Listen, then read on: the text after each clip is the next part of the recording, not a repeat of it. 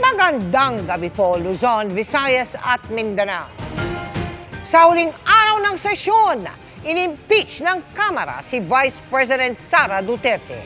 Siya ang kauna-unahang vice-presidente na na-impeach sa kasaysayan. Mahigit 200 mambabatas ang pumabor sa pagpapatalisik sa bise dahil umano sa paglabag sa saligang batas, pagtataksil sa tiwala ng bayan, katiwalian at iba pang krimen. Nakatutok live si Tina Pangaliban Perez. Tina.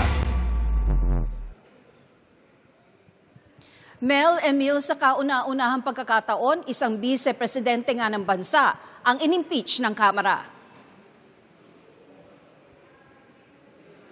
Inendorso ng 215 na kongresista ang pang-apat na impeachment complaint laban kay Vice President Sara Duterte. Sobra sa kailangang 102 o one-third ng lahat ng miyembro ng Kamara para hindi na ito litisin dito sa Kamara. Alinsunod sa rules on impeachment ng Kamara, agad dinala ng House Secretary General ang Articles of Impeachment sa Senado na uupong Senate Impeachment Court.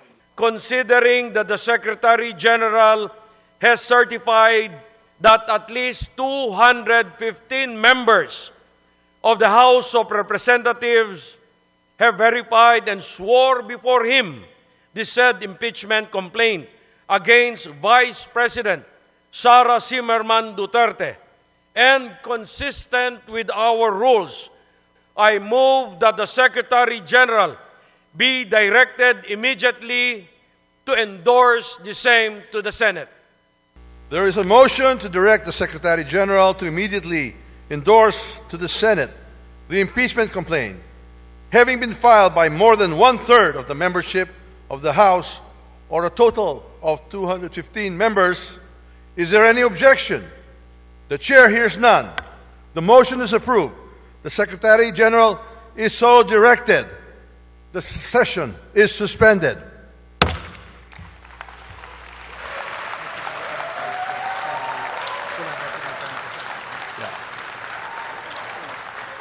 Culpable violation of the Constitution, flagrant betrayal of public trust, graft and corruption, at other high crimes ang grounds for impeachment.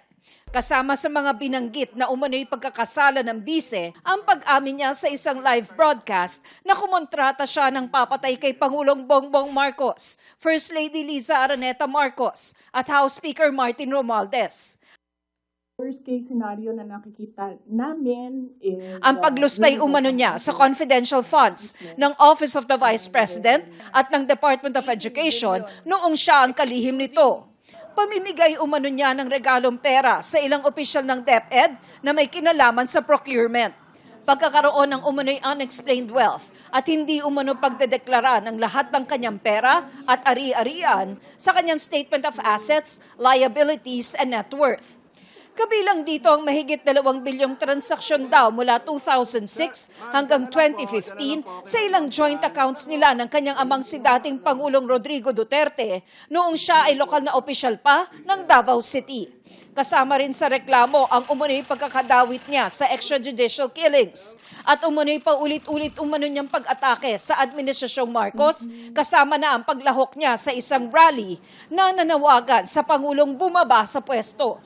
Sabi sa impeachment complaint, ipinapakita raw ng mga kinilos at sinabi ng bise ang pagtataksil sa tiwala ng taong bayan at pag-abuso sa kapangyarihan na patunay raw na hindi siya angkop na maglingkod sa gobyerno.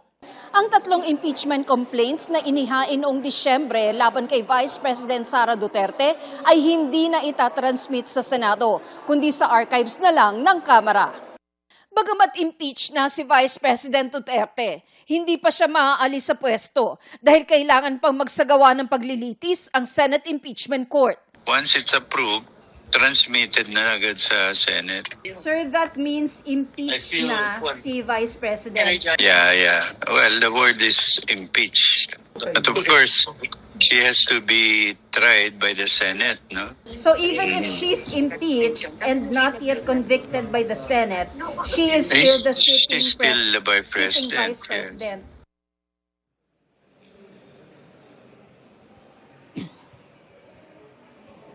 Sa listahan ng mga pumirma, una ang pangalan ni Presidential Son at Ilocos Norte Representative Sandro Marcos. Wala naman sa mga pumabor sa impeachment si dating Pangulong Gloria Arroyo na ngayon ay kinatawan ng Pampanga. Emil? Maraming salamat, Tina Panganiban Perez. Sinisikap ng GMA Integrated News na makuha ang panig ni Vice President Sara Duterte sa pag-impeach sa kanya ng Kamara, pero wala pa po siyang tugon. Pero nauna nang sinabi ni Duterte noong Disyembre na mabuti na rin at naihain ang mga impeachment complaint para masagot niya ang mga akusasyon laban sa kanya. Tinawag naman ni Representative Paulo Duterte na desperate at politically motivated ang anyay pagmamadali sa impeachment laban sa kanyang kapatid. Political persecution umano ang pagmamaniobra ng ilang mambabatas para makakalap ng pirma at mapabilisang wala umanong basehan na impeachment case. Sinisikap din ng GMA Integrated News na makuha ang pahayag ni dating Pangulong Rodrigo Duterte na nauna nang sinabing tatay yung legal counsel para sa kanyang anak na si VP Sara.